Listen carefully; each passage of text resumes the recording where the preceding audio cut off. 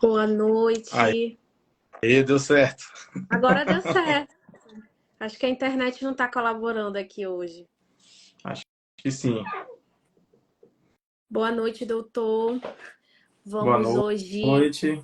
falar sobre mais um tema também importante que muitas pessoas têm dúvidas, né? E acredito que é uma das grandes dúvidas que surge, tanto na clínica médica quanto na drogaria. E eu estava falando também, antes da gente iniciar, que muitas pessoas elas vão atrás de medicamentos na farmácia e que muitas vezes não entendem quais são os tipos de sintomas que elas estão tendo. E elas chegam simplesmente na farmácia, eu quero um xarope. E não sabem dos tipos de diferenças dos xaropes, sendo que a tosse ela tem várias causas, né? Então, quando ela tem várias causas, então os sintomas são variados e os medicamentos também são indicados de acordo com a causa desse tipo de tosse, né?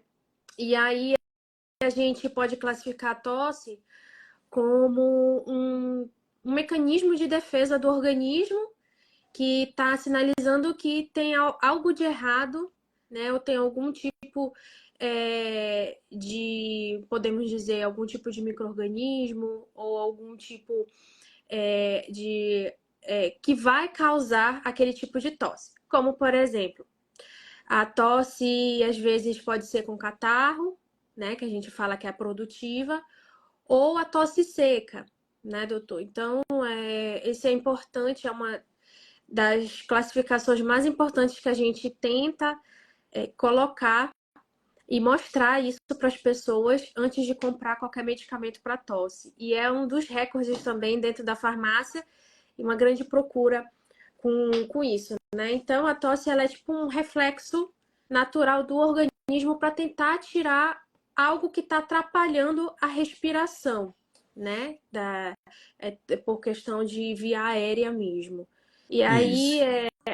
a gente vai falar um pouquinho dessas causas de tosse, né? E a importância da gente classificar esses tipos de tosse e também os tipos de xaropes que são indicados para cada situação. E a importância de procurar um profissional da área da saúde para poder tomar o medicamento certo, né?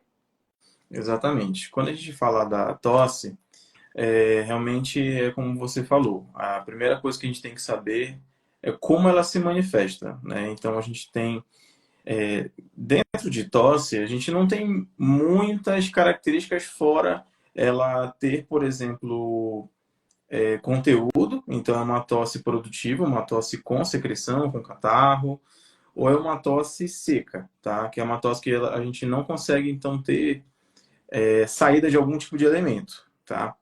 Dentro da tosse produtiva, a gente pode separar, então, aí vem a parte nojenta, né? Da parte médica, que seria você separar em tipos de conteúdo. Então, é uma secreção mais muco, uma secreção mais clarinha, igual a clara do ovo.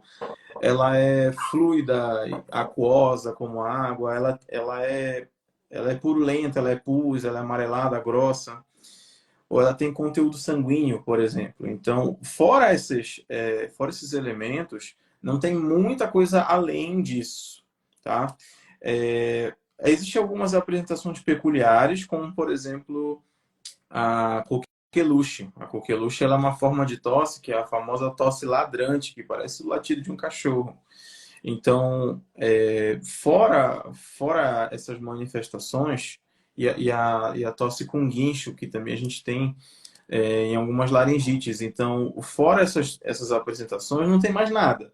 Então, assim, não existe grau de tosse. Por exemplo, a minha mãe estava com Covid esses dias. Ela falou assim: eu tô com uma tosse muito, muito, muito, muito, muito, muito feia. Tá, tosse não é bonita, né? Então, assim, não existe uma tosse pior, tipo, uma tosse leve. Eu tô só tipo, não tem isso, é tosse. É tosse. Então, a primeira coisa que a gente precisa saber do paciente é se ela é produtiva ou se ela é seca. E junto disso, saber o tempo dela. Por quê? A maioria dos casos de tosse que são agudos, que tem um tempo assim, de início a dois dias, 3 dias, 5 dias, está relacionado com os quadros de infecção de vias aéreas. Então, uma otite média aguda pode causar tosse, uma rinite gripal, uma rinocinusite, e também a gente pode ter faringite, amidalite e as laringites agudas. Todos esses são processos que são agudos, que a tosse ela pode se manifestar de forma aguda, e a grande maioria dos casos também são casos infecciosos, né? Então, aí a gente separa em dois grandes grupos de acordo com o quadro de idade. Então, a gente tem a criança, tá? A criança, a grande maioria dos casos são tosses de origem infecciosa. E no adulto barra idoso, a grande maioria das tosses são de causa irritativa. Então, o que isso significa? Isso significa que a gente, fazendo dois tipos de extratos, a gente separando por. Na verdade, vamos colocar uns 4 tipos aí. Então, a gente tem um tipo de tosse, se tem secreção ou não. A gente tem o quadro em relação à manifestação do tempo, tá? E a gente também tem aqui o de faixa etária, vamos colocar assim. E a gente poderia colocar no quarto grupo tudo que tem associado essa tosse. Então, por exemplo, eu estou com um paciente que ele apresenta uma tosse toda vez depois de comer. Essa tosse depois de comer, eu vou pensar 100% em refluxo, por exemplo. Refluxo gastroesofágico, não tem como ser outra coisa. A não ser que ele esteja engasgado ali com o rabo do camarão, algum fiapo, alguma coisa assim. Então, corpo estranho na garganta pode dar. Então, a primeira coisa que a gente tem que classificar é essa tosse. Depois que a gente faz essa classificação, a gente tem que entender a tosse como um sintoma, não como uma doença. Ou seja, não é porque eu tusso que eu tenho que tomar xarope para a tosse, tá? Porque eu tenho paciente que chega comigo por tosse por refluxo ou corpo estranho de ouvido, tipo, o cara vai no barbeiro, aí ele vai e faz o pé do ouvido aqui com a máquina, entra muito cabelo no ouvido e tem alguns fragmentos de cabelo tocando o tímpano. Isso pode causar tosse por reflexo. Não sei se você já viu, tem pessoas que quando usam cotonete, que não tem que usar, não tem que usar, tá? As pessoas que usam cotonete, tem pessoas que quando colocam cotonete e começam a utilizá-la, elas tossem. Isso é um reflexo, tá? Porque o grande nervo que vai originar a tosse na gente, ele tem um ramo que vai para o ouvido, por exemplo, tá? Então a gente falou dessas formas de estratigrafar, seria essa palavra. Fazer uma estratigrafia dos termos em relação às tosses. E a gente tem que entender o segundo mecanismo onde que vai ser gerada essa tosse, tá? Então, se a gente parar para analisar, a gente tem receptor de tosse atrás do nariz, garganta, amígdalas, a gente tem no ouvido, a gente tem receptor de tosse na laringe, na parte do órgão fonatório, né, da nossa voz. A gente tem traqueia lá embaixo, brônquios. A gente tem um pericárdio no coração, ou seja, no revestimento do coração. E também temos na região esofágica e até mesmo no próprio diafragma. Então, do nariz até a base do tórax, por exemplo, a gente tem receptores de tosse espalhados. Então, é possível que o meu paciente tussa e seja só o primeiro sintoma de uma pneumonia. E é possível que o meu paciente tussa e seja um corpo estranho de ouvido, seja uma irritação crônica de garganta, seja um quadro infeccioso de vias aéreas que pegue nariz, garganta. Pode ser, por exemplo, uma irritação do coração, que é muito mais comum da gente ter nas crianças. As pericardites. As pericardites inflamatórias dá muito mais na infância, por exemplo. Então, só que assim, a criança ela vai chegar com a gente, por exemplo, na pericardite, com tosse, dor no peito e febre. Então, assim, criança não tem dor no peito de uma forma muito comum. Não é algo que eu espere uma criança reclamar, entendeu? Então, mediante essas situações, a gente vai fechar nosso diagnóstico. Então, quando a gente fala em tosses, a tosse ela é um sintoma. Aí a pergunta que eu faço como médico é: o que vem junto com essa tosse? Então, se eu chegar e classificar, eu tenho um paciente que tem um quadro de coriza, tosse, e essa tosse piora quando ele deita. A chance de ser uma sinusite é alta. Ah, mas só se eu deitar no meu quarto, se eu deitar na sala, não. Pode ser rinite alérgica. Eu tenho tosse toda vez que eu deito e também depois de refeições. Refluxo gastroesofágico. A primeira causa de tosse é crônica e uma tosse que tenha mais de 3 semanas, tá? A gente também pode classificar a tosse em menos de 3 semanas e mais de 3 semanas. É a tosse aguda e a tosse crônica. E é a principal causa no adulto, por exemplo, tá? Então, a gente também tem que olhar para esses quadros. Eu também já tive pacientes, Úrsula, que, por exemplo, chegaram comigo com um quadro de tosse crônica, aí não tinha nada da parte digestiva, o paciente não tinha nenhum sintoma que se tratasse em relação à sua dieta. Aí, Aí a gente vai para a próxima parte, que é examinar o paciente. Então, assim, qual é a diferença entre o otorrino e o clínico? É que o otorrino vai prestar muito mais atenção na via aérea, então ouvido, nariz, garganta. A maioria dos clínicos não tem tanto esse treinamento, eles inspecionam da boca para baixo, normalmente. Então, e também depende de instrumental, tá? Então, eu tenho que ter abridor de nariz, que é o espéculozinho, eu tenho que ter o cone que vai para o ouvido. Então, eu tendo o arsenal básico, eu vou e examino o paciente. Aí, por exemplo, o paciente que mais está alterado no exame físico, que é um paciente clássico de livro, é o paciente com asma.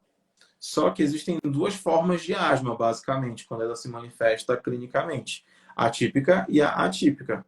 A típica, o paciente ele vai chegar comigo com um chiado no peito. Então, quando eu coloco para auscultar nele, quando eu coloco meu estetoscópio no peito do paciente, tem uma baleia, tem um free chorando ali. Então, quando isso acontece, eu tenho que pensar na asma típica. Aí eu vou, por exemplo, quando a gente ausculta a passagem do vento. Aí, sem essa passagem do vento, numa via aérea que está mais apertada, eu vou ter assobios. Então, a gente chama isso de sibilo. Só que dentro do peito do paciente faz um aí ele isso tá clássico. Já o paciente com uma asma atípica, ele vai se manifestar com tosse e às vezes esse ruído ele vai estar muito mais reduzido. Ele pode se expressar como um ronco. Aí o paciente chega comigo, olha, doutor, eu tenho uma tosse com uma secreção que não sai. Então, é uma tosse produtiva, o paciente ele se queixa de tosse produtiva, mas na prática não é uma tosse seca. Essa secreção ela não consegue sair da árvore respiratória. Aí vai causar mais obstrução e vai causar mais incômodo. Por quê? Como a gente tem receptor de tosse na traqueia, nos brônquios, um corpo estranho lá, uma secreção, fica fazendo uma cosquinha. Aí dá uma cosquinha no peito, dá uma irritaçãozinha assim, ai meu Deus do céu. Aí o cara vai lá e fica induzindo tosse, tosse, tosse, tosse. E é uma asma atípica, por exemplo. E existem muitas pessoas que têm quadros de bronquite muito, muito leve, que depois de um quadro gripal, elas vão se manifestar com uma bronquite, chega comigo com uma tosse crônica, uma tosse com mais de 3 semanas, por exemplo. Pois é, falando isso sobre o quadro de bronquite leve, né? Por isso que é importante a gente ter uma avaliação do profissional para a gente saber qual é a origem da tosse, como você mesmo falou, né? Além desses que você citou, que é por asma, bronquite crônica, por infecções respiratórias também, sinusite, temos também por fumo, né? Sim, A tosse induzida por conta do fumo e também por medicamentos que são utilizados para controle de hipertensão. exatamente. Então, muitas pessoas elas não sabem associar qual é a causa da tosse. E muitas vezes chega comigo na farmácia pessoas dizendo, é tosse alérgica. E nem sempre é tosse alérgica. E as Exatamente. pessoas chegam na farmácia, já tomei esse medicamento, já tomei esse, não está surtindo efeito, não estou melhorando. Então é importante a gente conseguir conscientizar as pessoas que nem sempre é uma tosse alérgica. Quando é uma tosse seca, nem sempre é uma tosse alérgica, né? e possui essa variedade das causas da tosse.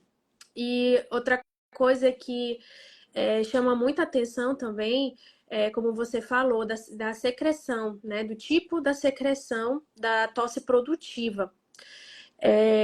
A tosse, ela pode ter uma secreção branca, como você falou, né? Bem aquosa, que é questão de infecções virais mesmo, né? De vias superiores. Temos também a de cor amarelada, que é bem espessa, ou pode até tender para esverdeada muitas vezes, e ela é causada por conta de alguma bronquite, sinusite, ou até mesmo fumo, né? Pode causar esse tipo de cor.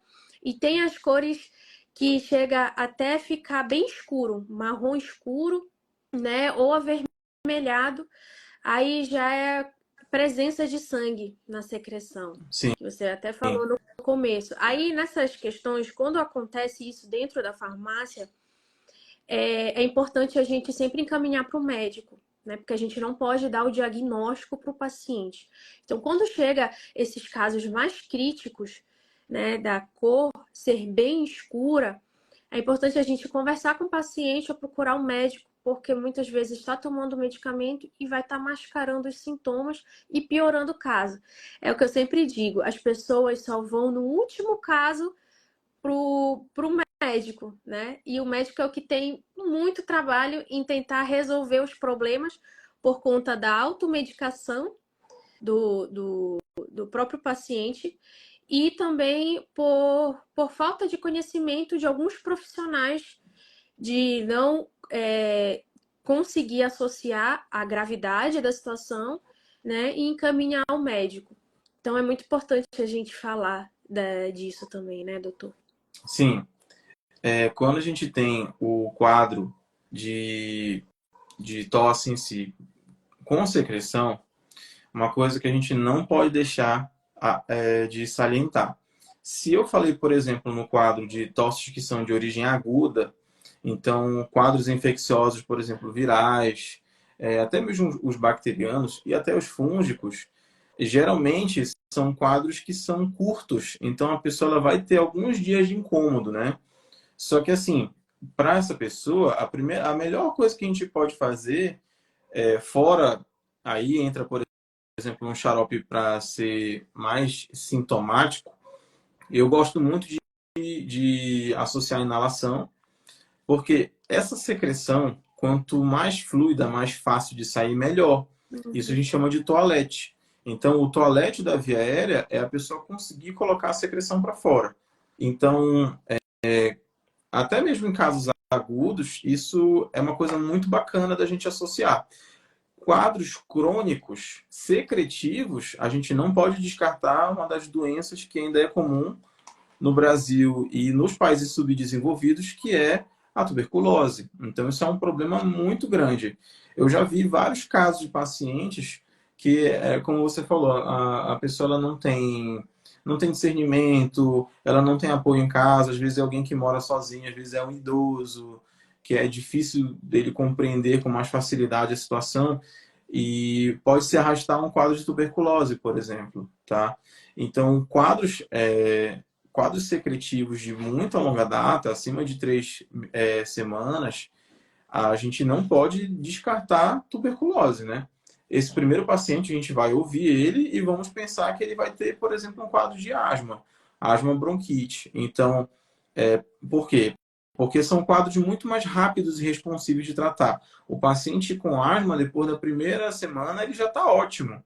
Mas ele vai ter que controlar porque geralmente a gente está falando de um quadro que é inflamatório ou alérgico. E uma alergia, para ela diminuir de resposta, ela vai durar pelo menos aí 1 mês e meio a 2 meses. Então, por isso que a gente passa, por exemplo, o tratamento de asma 2, 3 meses. Porque o paciente tem que ficar bem. Eu tiro ele da crise e mantenho ele na prevenção, tá? Então, isso é uma coisa bem importante da gente salientar. E a tuberculose, ela geralmente vai se manifestar com, a gente chama de sintomas B, que é a febre vespertina, a febre que dá ao anoitecer, tá? Geralmente pode estar associada com cansaço, mas vai ter a perda de peso e a sudorese. Então, é um paciente que ele faz um pico febril antes de anoitecer, dá febre nele também. Aliás, além dessa febre, vai dar um suor, a gente chama isso de sudorese noturna. O paciente ele pode suar muito dormindo, tá? Também. E temos a perda de peso também. Então, esses são os sintomas clássicos de um quadro que a gente vai suspeitar de tuberculose, fora a tosse secretiva, tá? Perguntaram aqui, quando a pessoa é esfumante e tem episódio de tosse ao longo do dia, qual o xarope indicado? Aí, volta para o caso. Xarope, a gente gosta de indicar principalmente para os casos agudos, tá? E, por exemplo, assim, eu não sei qual a conduta da doutora Úrsula, mas, por exemplo, assim, quando eu tenho um paciente com um quadro agudo, eu não gosto de passar xarope antialérgico, os antihistamínicos. Por quê? Há aquela secreção, o corpo está produzindo para expelir alguma coisa. Então, se o paciente consegue colocar para fora, para mim é melhor. Agora, se eu dou um remédio que vai inibir a histamina e vai inibir a secreção de ficar fluida, essa secreção pode ficar mais grossa. Quanto mais grossa, mais chata e mais difícil de sair. Então a gente fica. Aí imagina o seguinte: imagina como se uma gota de catarro que a gente possa ter dentro da gente funciona como se fosse uma gotinha de ácido. Ele não vai deixar de agir até ele se acabar todinho. Então, onde você tem inflamação, secreção, você tem uma perpetuação de inflamações. Então, nesse sentido, a gente precisa deixar o paciente com um bom toalete. Ele precisa colocar para fora essa secreção. Agora, se, por exemplo, eu vejo um quadro de um ex-fumante, primeiro, é ex-fumante há quanto tempo? Porque tem gente que é ex-fumante há uma semana, né? Ah, eu parei de fumar. Quanto tempo? 3 dias. Parabéns. Vamos comemorar quando chegar a 3 meses, tá? Agora, se passou mais do que 3 meses, continua tossindo, é provável que tenha evoluído com uma doença pulmonar, aí crônica, como por exemplo o enfisema e a bronquite, que um é um quadro obstrutivo, o outro é um quadro restritivo. Então, são dois problemas pulmonares que se associam. Então, esse paciente ele precisa primeiro ser avaliado para ver se ele está apresentando complicações do fumo. Segundo, todo paciente que passa, por exemplo, na minha mão, que tenha sido fumante ou que ainda é fumante, eu faço um rastreio de. Aí isso é uma conduta mais minha. Mas, assim, pelas diretrizes, a gente tem que fazer rastreio na pneumologia com uma tomografia, por exemplo, no paciente que já fumou. Aí já fumou mais de 30 anos, aí tem a carga tabágica, etc, etc. Agora, isso eu não lembro de qual, mas essa parte falava que tinha que fazer pelo menos uma tomografia aí, uma vez por ano e tal. Agora, esse paciente ex-fumante, a gente tem que rastrear ele. Eu, como otorrino, eu gosto de ver via aérea. Então, eu tenho casos de paciente, por exemplo, que teve uma sinusite crônica por conta do fumo, e dessa sinusite fica drenando, pingando o catarro do nariz para a garganta, principalmente quando ele deita. Aí, nisso, eu tenho que tratar a sinusite dele, ver se é um caso que é cirúrgico, e se tiver alguma lesão no meio do caminho, fazer a biópsia. Fazer biópsia, ver se é um quadro maligno que a gente tenha que se preocupar, tá? Não pode descartar que não tenha nada no pulmão, que não tenha nada na laringe. Então, a gente tem que olhar esse paciente com muito carinho, tá bom? Então, assim, não tem xarope indicado para ex-fumante. O que tem que ser feito o que está originando essa tosse? É uma tosse irritativa? É uma tosse alérgica? É uma tosse inflamatória por uma sequela do fumo? Ou é um quadro neoplásico, por exemplo? A gente tem que investigar. Não dá para saber nada só sabendo que é esfumante, entendeu? Agora, é claro, tem muitos outros sintomas que vão se associar. Porque eu vou dar outro exemplo. Vamos supor que não tem nada da parte maligna, não tem nada da parte pulmonar. Mas o cigarro ele também destrói o coração. Se ele destrói o coração, a pessoa pode ter uma doença chamada insuficiência cardíaca. Aí, quando eu vou auscultar esse paciente, ele pode se apresentar com um chiado no peito, roncos e estertores. Então, a gente pode ter secreção em pequenas e grandes vias no pulmão, e isso gera tosse. Então, é uma tosse de origem cardíaca, por exemplo. Quadros muito graves, a gente chama de asma cardíaca, por exemplo, que o paciente ele chega com uma baita falta de ar, você olha o peito dele está repleto de secreção, e não é catarro. Aí ele põe para fora uma secreção que é espumosa rosa, porque é uma mistura de um sangue que está saindo dos vasos, que não consegue se manter na circulação, junto com, vamos colocar assim, um suor do sangue, que tenta jogar para fora mais secreção para diminuir a quantidade de volume que a pessoa tenha dentro do sangue. Eu acho que eu devo ter falado muitos termos clínicos aí, mas assim, por exemplo, na insuficiência cardíaca, você não consegue fazer com que o coração bombeie o sangue para ele ir para frente. Aí ele vai se acumulando. Aí você toma água, por exemplo. Esse sangue vai ser absorvido no intestino, essa água vai ser absorvida no intestino, vai aumentar a quantidade de água que compõe o sangue. Então, o sangue vai ficando cada vez mais pesado. E isso extravasa. Isso extravasa para dentro do abdômen, isso extravasa para dentro do pulmão. Aí nisso a gente pode ter, por exemplo, uma insuficiência cardíaca que gera tosse. Por otorrino, isso é uma realidade muito distante, porque a gente não tem costume de fazer esse tipo de avaliação. Mas o paciente por exemplo, com esfumante, vale muito a pena fazer ele passar em todos os médicos. Passar no urologista, no cardiologista, no gastro, no otorrino, fazer os rastreios, ver se está tudo bem e tentar fazer essa pessoa voltar a ter uma vida normal. Às vezes a própria fisioterapia que possa ser indicada para o paciente. Um paciente que pode não ter nada, mas só uma fisioterapia já vai ajudar muito, tá? Eu li, Ursula, um dia desses, uma revisão sistemática falando do treinamento de fono e fisioterapia para tosse.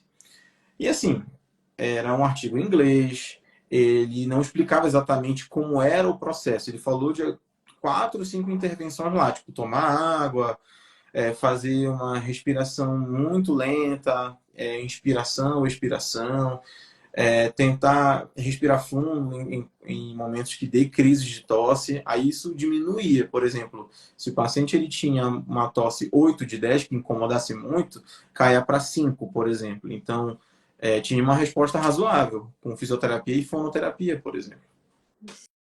Sim. É só para vocês verem um leque de causas da tosse, né?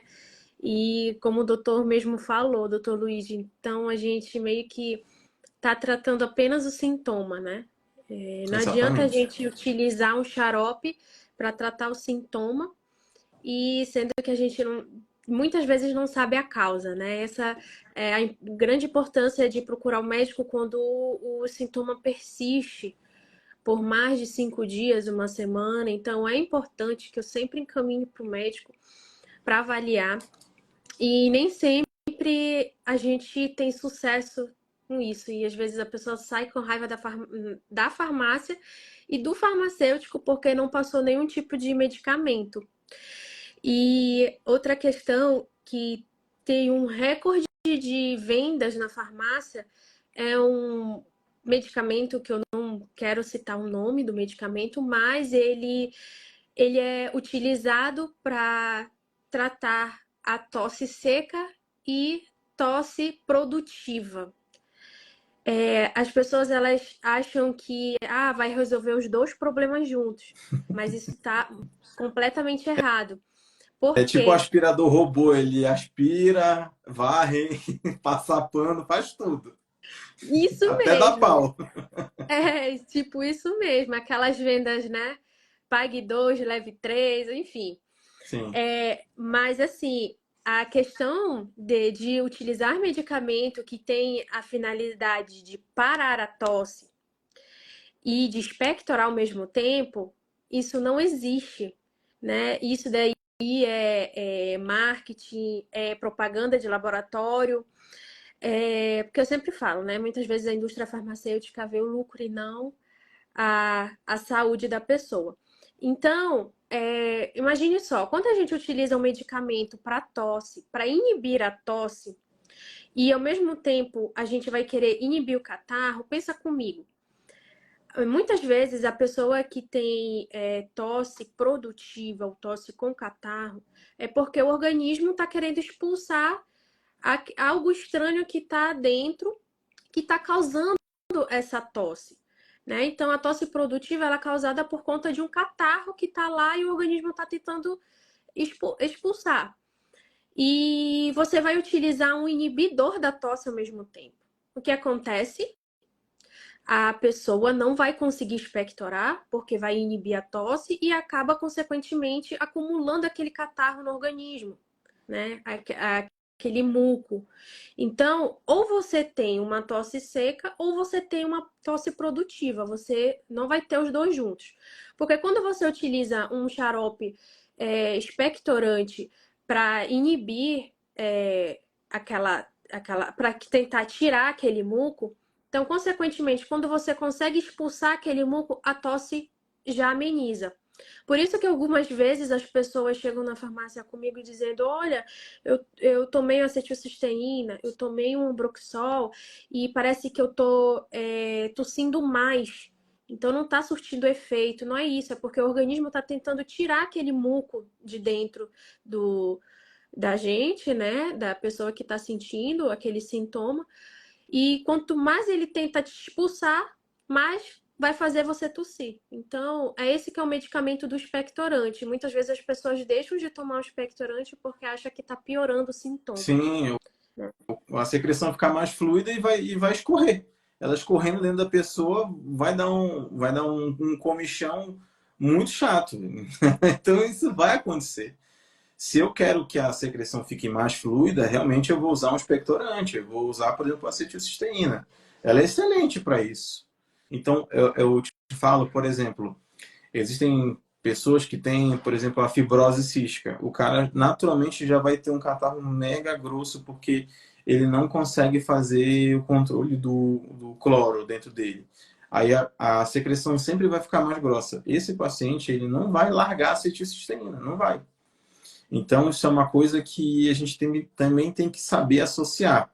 Foi genial isso que você falou em relação a piorar a tosse com acetilcisteína. Realmente, eu não vejo muito mais isso porque eu não atendo tanto caso de pronto-socorro. As pessoas não vão com tosse aguda para mim, elas vão no clínico. Elas só param em mim quando o negócio já está enchendo o saco depois de semanas, né? Então, aí a gente vai pensar nessa intervenção. Eu, por exemplo, não costumo passar acetilcisteína para qualquer pessoa. Não costumo, nada, nada, nada. Às vezes eu passo alguma coisa ou outra que eu goste para paciente pediátrico porque o pai não impede. Mas eu tento passar a coisa mais inócua possível, porque às vezes vai só atrapalhar a gente, né? E imagina como você citou a tosse por refluxo, que eu até fiz um vídeo citando, né, um, uma um dos tipos de tosse que existe, que é o tosse por refluxo, que muitas vezes a pessoa acha que tem catarro, né? E na verdade não é catarro em si, né? Aquele líquido que está saindo que ela vem de origem gástrica, né? Então é bem diferente de uma pessoa que está tentando expectorar aquele catarro de uma causa infecciosa. Então Sim.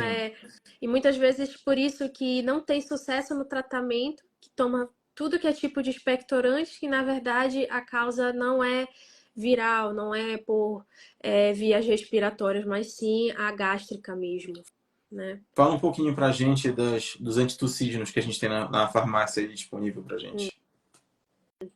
Nós temos o próprio loratadina, né? Um Os antialérgico, né? o antialérgico, os fexofenadina e o dexclorofelamina, mas os antitussígenos, de fato, a gente tem um dropopizina, que eu nunca consigo falar esse nome, né? Que A dropropizina e a levodropropizina. isso. Tem esses Aí dois. esses são os recordes de venda em farmácia, né? E eles confundem que acham que as pessoas que têm catarro e querem utilizar o medicamento para inibir o catarro, aí utilizam os antitussígenos ou os antialérgicos. E a situação da pessoa piora, né? E elas muitas Sim. vezes não sabem a diferença de antitussígeno para um antialérgico e acham que é para a mesma coisa, né? Tem um também que é o que tá no. Acho que é o xarope de Vick, que é o Guaifanase, alguma coisa Isso. assim, Guaifanase. Aham. Tem o Tem xarope de esse também. guaco também, mas o guaco, se eu não me engano, ele é expectorante. Se eu não me engano. Mas E também a gente tem aquele que é o fitoterápico, o o, Edera, o Edera Helix. Esse é um dos que eu gosto de passar para acalmar a tosse, para a pessoa dormir melhor, só, entendeu? Eu gosto de fazer mais dessa forma. E eu acho que vale a pena entrar na listinha, não menos importante, o corticoide, isso, faltou que o tem combo corticoide. também, né? Tem combo de corticoide com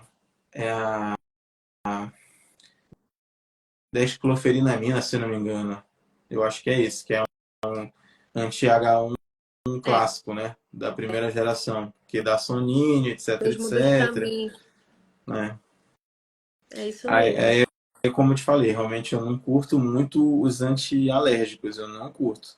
Em caso de rinite alérgica, em caso de asma, eu gosto de fazer na primeira, na segunda semana no máximo. Tem o COD-D, esse que eu citei.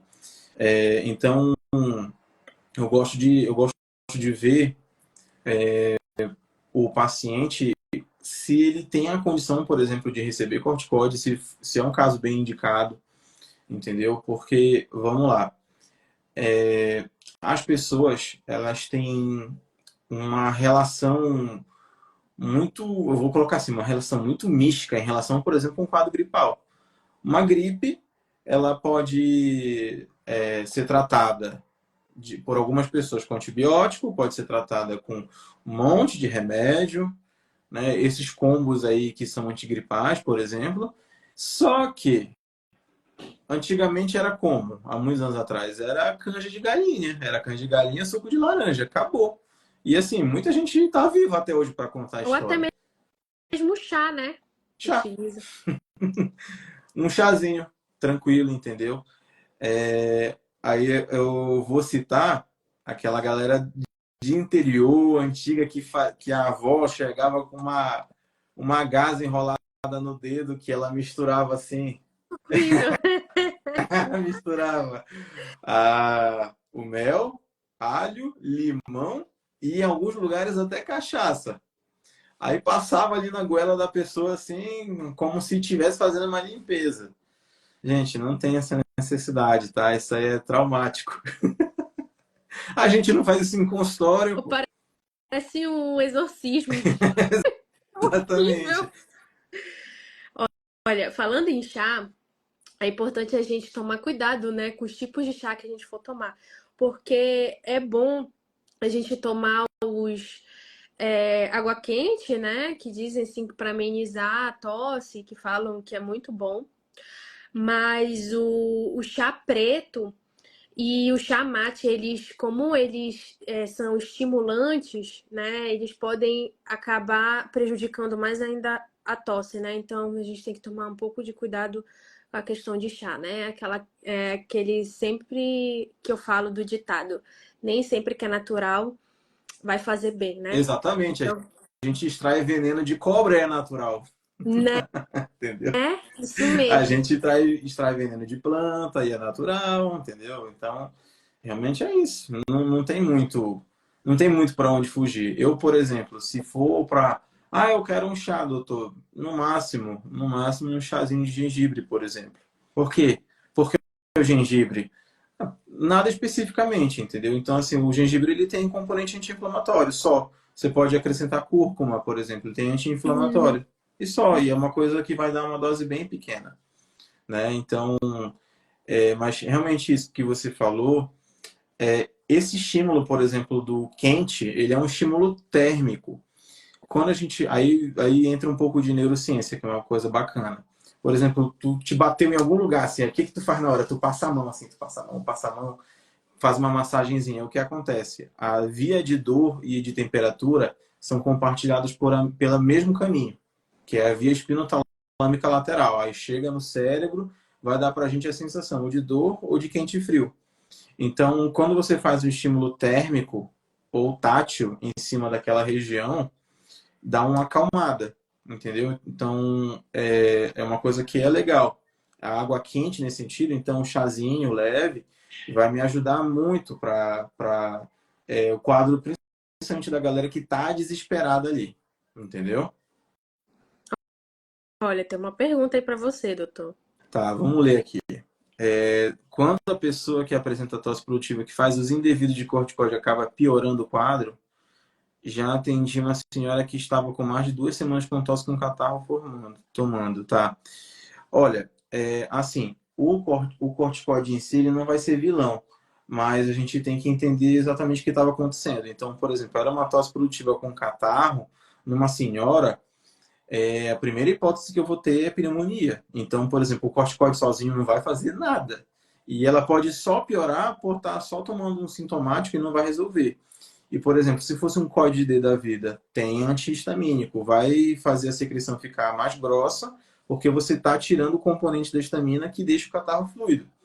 Então, isso vai piorar a minha situação. Aí, Úrsula, eu vou entrar num tópico que ninguém fala.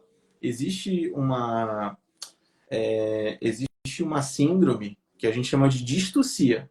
O que é distocia? É a pessoa que ela tem dificuldades em relação a produzir a tosse. Então, por exemplo, aquele velhinho acamado, que tenha uma sequela neurológica de derrame ou AVC, ele pode ter distocia. Então, nele é muito interessante que eu tenha tosse. Por quê? Porque se for comida para via aérea, essa comida ela pode fazer duas coisas. Se for uma quantidade grande, fecha a via aérea e mata a pessoa de asfixia. Ou se for em quantidades pequenas, cai no pulmão e fica fazendo o que a gente chama de pneumonite química. Então, aí a gente chama isso por uma broncoaspiração. Então, o velhinho, por exemplo, ele tem que evitar ao máximo evitar de dar xarope antitussígeno para ele, porque ele já vai ter um sistema neurológico com um pouco mais de falha, nem sempre é 100%. Mas pessoas que tenham distussia, paciente neurológico, tipo a criança com paralisia, são crianças que tendem a fazer quadros pulmonares que vão direto para a UTI. Então, isso é um problema muito grande que as pessoas não comentam nada. Então, a distussia ela é um fenômeno grave quando acontece. Vai gerar problemas muito intensos na pessoa, tá? Então, só para a gente fechar aqui desse quadro de 2 semanas com tosse, com catarro, e a pessoa tomando corticóide, o corticóide em si, eu acredito que ele não faria nenhum mal nesse sentido, assim, de efeitos colaterais da corticoterapia, aumentar catarro. Não, porque ela vai agir como anti-inflamatório. Só que, se a pessoa faz uma dose alta, por exemplo, de corticóide, ela pode já fazer uma imunossupressão. Então, ela começa a ter o sistema imunológico reduzido. E não é isso que eu quero quando a pessoa tem infecção. Eu quero que ela combata aquilo. Às vezes, eu faço um shot, dois, três de corticóide, para que a pessoa ela se sinta melhor mais rápido. Porque quanto melhor ela estiver, mais ela come, mais ela toma líquidos, mais ela consegue dormir de forma efetiva. Então, é uma coisa que eu gosto de fazer nesse sentido, tá? Mas, por exemplo, esse quadro arrastado aí, eu estou pensando numa pneumonia. E Velini faz muito mais das pneumonias atípicas, que são pneumonias que são mais silenciosas. E outro problema é que velhinho às vezes não faz febre. Então ele vai ter só tosse. Aí ele vai lá, toma xarope para tosse, inibe a tosse, piora. Aí chega no pronto-socorro, um velhinho desacordado, aí eu tenho que fazer tomografia de corpo inteiro para adivinhar o que é que ele tem. Entendeu? Se ele for, por exemplo, desacompanhado, ele vai ter que internar só para investigar.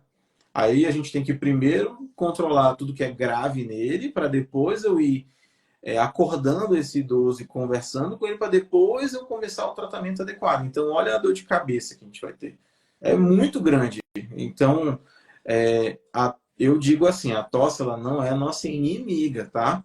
Ela é nossa amiga porque ela é um sinal de alerta. Agora, é claro, ela está incomodando, a gente reduz um pouco, repassa as orientações, bora ver o que a gente consegue fazer de mais inócuo até aí. Então, vamos fazer uma inalação com soro fisiológico, a gente pode associar, por exemplo, o brometo de ipratrópio, que é o atrovente. Aí, dependendo do caso, se for um caso muito, muito obstruído, muito sibilante, vale a pena introduzir o salbutamol, né, que é o Berotec, por exemplo. Então, a gente vai fazendo isso, a gente vai tateando a pessoa, entendeu? Então, a gente tem que olhar bem para esses casos. E eu vou dar um adendo em relação à parte de refluxo, tá? O refluxo é uma das principais doenças que o otorrino vê no consultório. Daí, geralmente a pessoa chega comigo com uma história de um pigarro. Então eu fico o dia todo, eu fico tendo tosse, eu posso ter desgaste de dente. Então, esses são sintomas superiores do refluxo. Eu tenho sintomas inferiores, como azia, má digestão, os arrotos, náuseas associadas, pode ter dor no peito, tá? Então, assim, quando a gente tem esse quadro do refluxo, a gente tem que tratar e orientar muito bem o paciente em relação aos hábitos de vida, a parte medicamentosa que a gente vai fazer, falar para ele que pode demorar para passar. E uma coisa que eu gosto de falar, Ursula, é o seguinte: o paciente ele pode chegar comigo falando, doutor, eu sinto uma secreção aqui, eu forço, forço, forço, forço, forço e sai. A nossa garganta, ela é um órgão que ela é muito utilizado e ela tem poucos mecanismos de defesa, tá? Quais são os mecanismos de defesa que a nossa garganta tem? Ela tem um tecido linfático imunológico que reveste ela e tenta gerar uma resposta imediata às infecções. E temos a produção de secreção. Então, por exemplo, se alguém já jogou sal na lesma, por exemplo, viu que ela produz uma secreção grossíssima, né? E é a mesma coisa na nossa garganta. Então, imagina, pequenas partículas de ácido, seja em forma de gás ou de líquido, para na garganta, e essa garganta, ela começa a irritar, e quando ela começa a irritar, ela só tem um jeito de se defender aí, que é produzindo uma secreção grossa, que faz como se fosse uma película. Aí essa película, ela vira um catarro grosso que a pessoa tenta colocar para fora.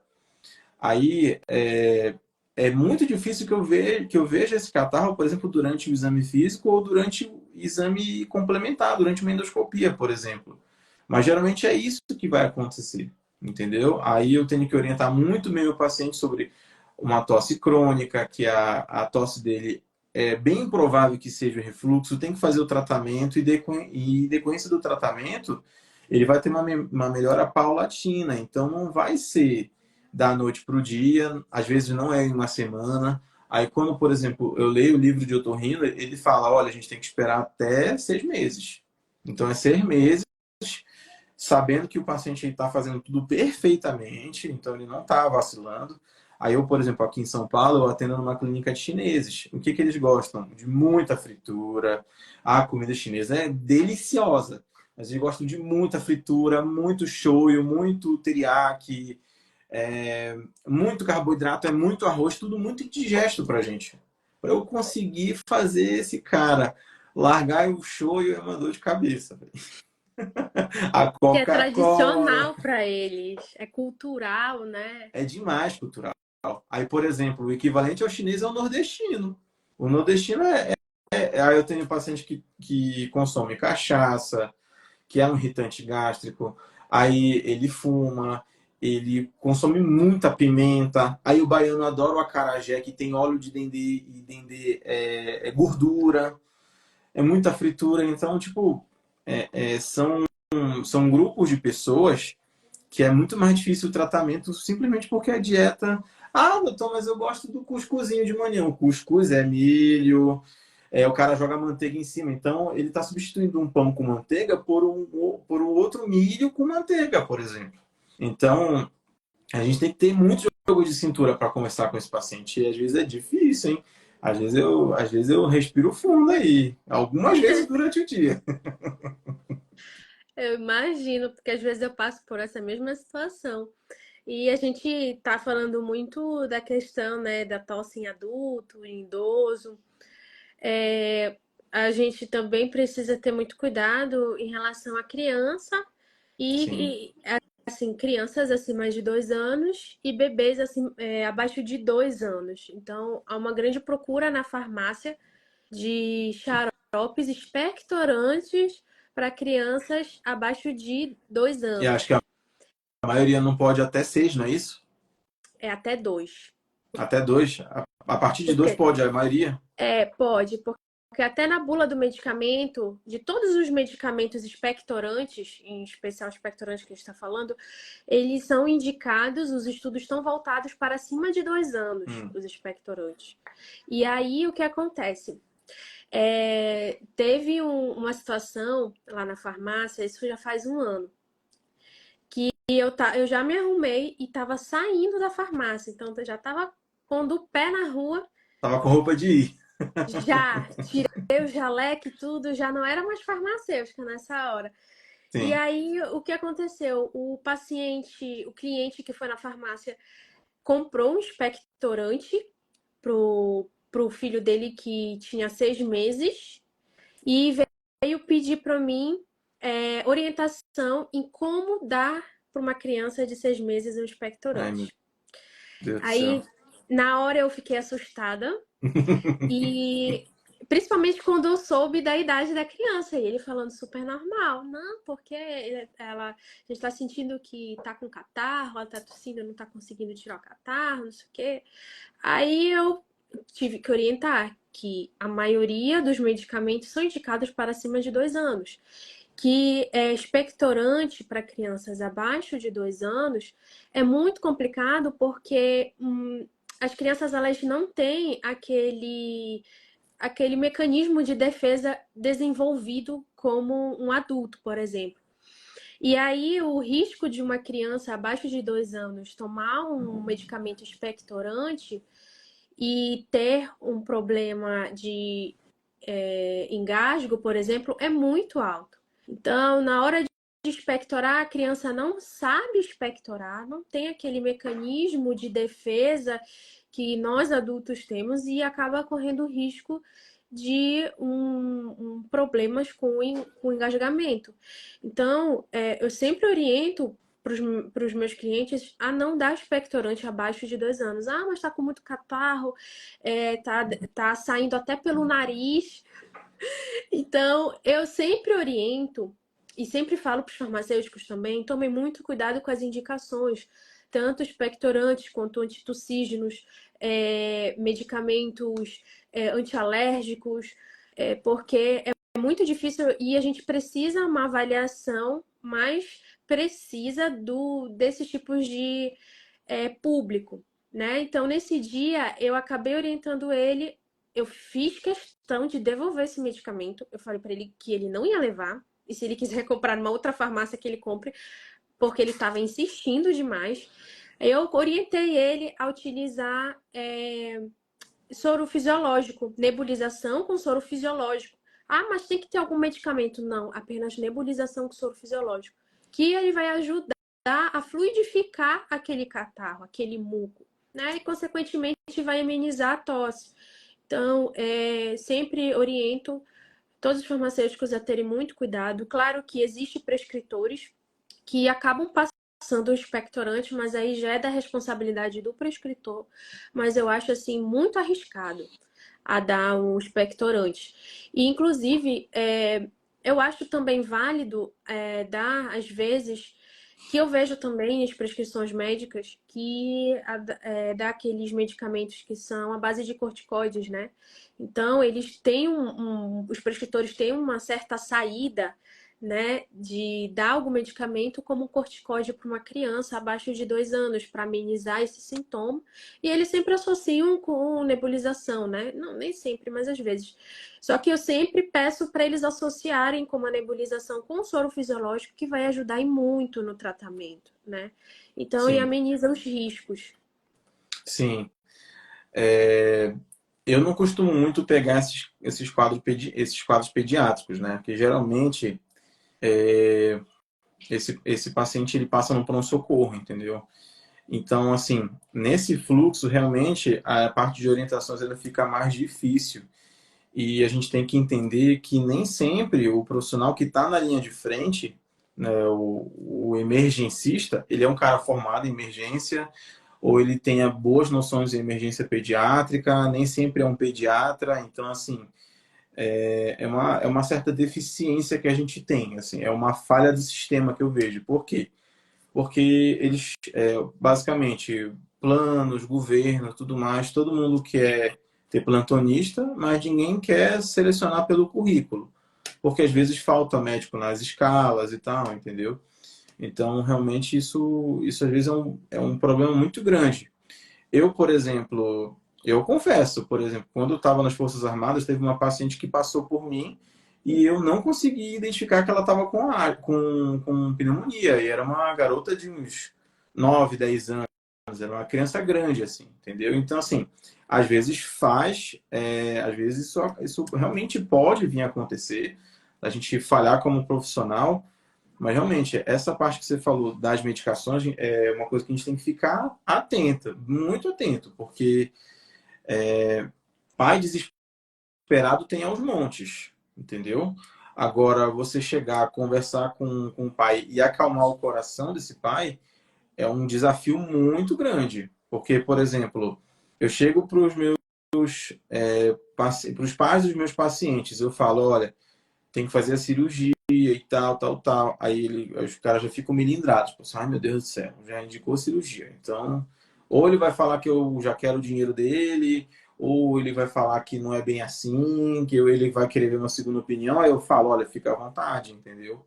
Mas a minha indicação é essa, e etc. Então, essa parte da educação do paciente ela é muito, muito, muito importante. E às vezes não tem o que fazer. Só às vezes você não vai conseguir salvar. Isso é uma coisa que eu fico tranquilo, vamos colocar assim. Por exemplo, eu estou atendendo um quadro que eu sei que a melhor indicação é seguir só a minha orientação, eu coloco lá no prontuário, reforço exaustivamente que o paciente ele não deve fazer medicações tais, tais, tais, e o responsável está pedindo. Aí eu, pelo menos, me resguardo nisso. Mas, assim, às vezes a gente não vai conseguir ser herói de todo mundo, não. Eu te falo isso principalmente em relação aos idosos. Porque, por exemplo, eu estava com uma idosa que ela chegava comigo com queixa de zumbido. Ah, meu ouvido tem muito zumbido, muito zumbido, muito zumbido. Aí eu passei para ela um ansiolítico, o zumbido melhorou um pouquinho, mas ela teve muita melhora da parte de humor dela, que a sobrinha dela estava me falando. Só que é uma paciente que, por conta própria, se enchia de diclofenaco, ela não fazia cocô direito, ela tomava todo dia 2 lactopurgas, 2 comprimidos de lactopurga, que é extremamente irritante para o intestino. Então, imagina como o corpo dessa velhinha era estragado, entendeu? Eu falava, pelo amor de Deus, vá no geriatra, pelo amor de Deus, faz tudo direitinho. E ela não fazia, cara, não fazia. Então, tipo assim, eu não tenho como salvar ela, não tenho como, vai, devolvo meu dinheiro. Não, mas eu fiz a minha avaliação, entendeu? Da minha parte, agora precisa do resto. E o resto era muito importante.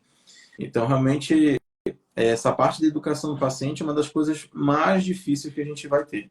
Mais difíceis. Porque eu, por exemplo, eu sou da linha que antibiótico só em último caso. Aí chega a mãe e fala assim, mas você não vai passar nada pro meu filho? Aí, tipo, tá bom, vou passar. Aí eu passo o fitoterápico, porque o poder que ele tem farmacológico é menor, os efeitos colaterais que ele tem são menores do que um anti-inflamatório, do que um antitussígeno. Aí eu vou fazendo assim, eu vou tateando, olha, tem que melhorar a hidratação dele. Criança não é de tomar água. Ah, ele toma muita água, dá mais água aí para ele, porque o corpo dele vai precisar, entendeu? Então, Isso mesmo. às vezes, às vezes a prescrição é uma garrafa de 2 litros de água, entendeu? Mas é difícil o paciente às vezes acatar com isso, E tá? às vezes E, o paciente mente pra gente, né? Diz que tá isso fazendo aí tem isso, aos que tá montes, bebendo hein? água, que isso, que aquilo. Aí eles deixam, às vezes, a gente encurralado de propósito, né? Pra fazer com que vocês prescrevam e a gente tenta dispensar algum medicamento, porque é só o medicamento que vai resolver. E aí eles fazem de propósito, às vezes eles mentem só pra encurralar a gente, Ah, pra mas passar olha, coisa. eu virei especialista em caçar É, mentiroso, porque olha, precisa me na, ensinar, então. eu falo, eu faço assim, por exemplo, o cara fez a minha medicação, ele voltou comigo com a mesma queixa. Ah, doutor, não melhorei nada. Ou já chega assim, eu perguntei aí, como é que você tá? Ainda tô tossindo. Tá, mas você ainda tá tossindo. Você fez o remédio? Fiz. Como é que você fez? Ah, aí a pessoa começa a revelar, né? Ah, porque não dá para inventar muita coisa muito Ou começa rápido. a gaguejar também, né? Dos 3 que o senhor me passou, eu só comprei 2. Aí quando eu vi o que ela não comprou era o mais importante. Porque os outros eram sintomáticos para outras besteiras. Ah, não comprei, não sei o que. Tá bom. Aí de orientação, tá tomando água? Tô tomando. Muita, muita água. Quantos copos por dia? Ai, doutor, copos eu não sei lhe dizer. Pô, se eu vou na cozinha toda hora, eu vou me lembrar, cara, que eu tô fazendo isso. Tem garrafinha? Ai, não tenho garrafinha. Então traga uma garrafinha, deixa eu ver quanto você tá tomando aí. Entendeu? Então, eu virei especialista nisso. Principalmente porque a gente chega, por exemplo, quando você é especialista, você sempre bate, às vezes, na mesma tecla, assim. Sempre bate, sempre bate, sempre bate. E tem coisa que não tem muito para onde fugir.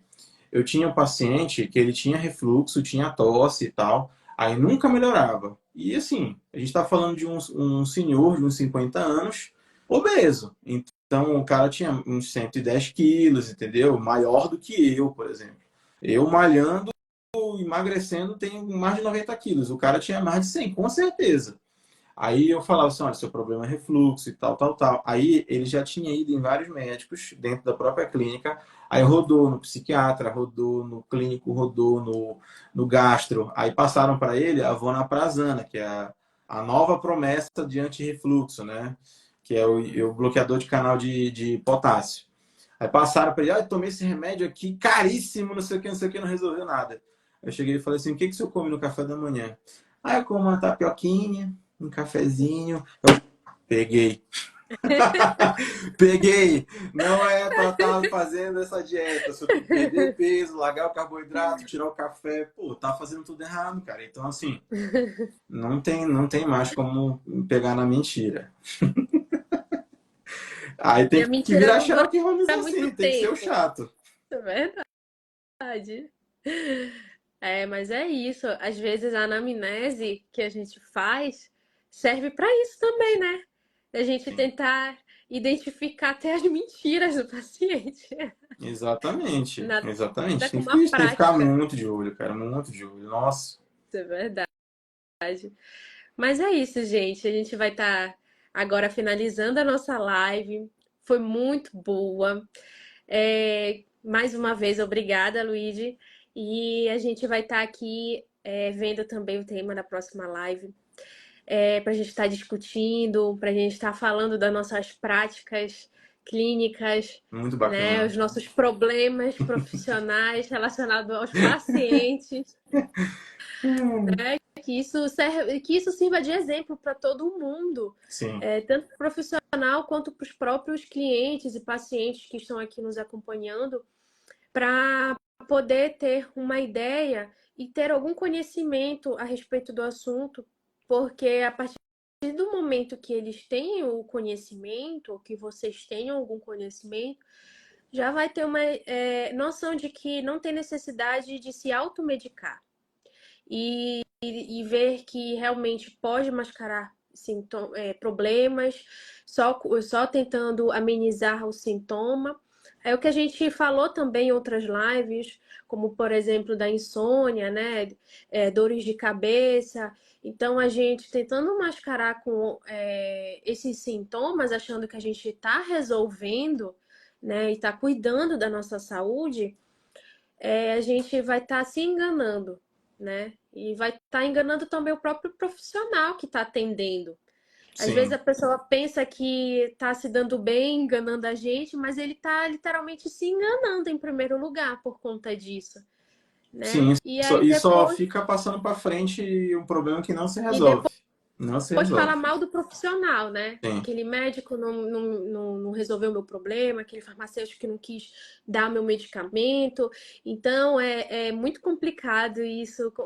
Infelizmente vai viver com a gente por bastante tempo até as pessoas se conscientizarem 100%, né?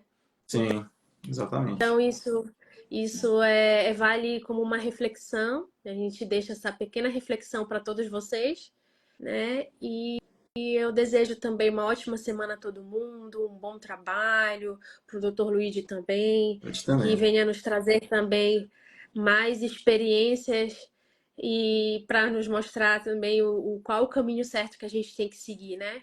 Para mostrar esses exemplos, para a gente não errar também. Muito obrigada, doutor, mais uma Eu que vez. agradeço o convite também, mais uma vez. É sempre um prazer a gente compartilhar a experiência aqui. É bem Com bacana. certeza, não só experiência, mas conhecimento, né? A gente está dividindo esse conhecimento, que eu acho maravilhoso quando tem médico e farmacêutico juntos, que a gente vai estar sempre aprendendo um com o outro, né? A vida é um aprendizado, a gente nunca vai saber de tudo. Então, vocês têm a oportunidade de ter um médico e farmacêutico para dizer que é seu. Porque eu sempre digo assim: tenha um farmacêutico para dizer que é seu, Exatamente. mas também tenha um médico e farmacêutico para dizer que é seu, né? Porque tendo as duas profissões juntas, ajuda bastante o paciente, né? Agradeço imensamente por compartilhar seu conhecimento e suas experiências aqui, doutor, e até a próxima live. Até a próxima, gente. Até mais, Tá? hein?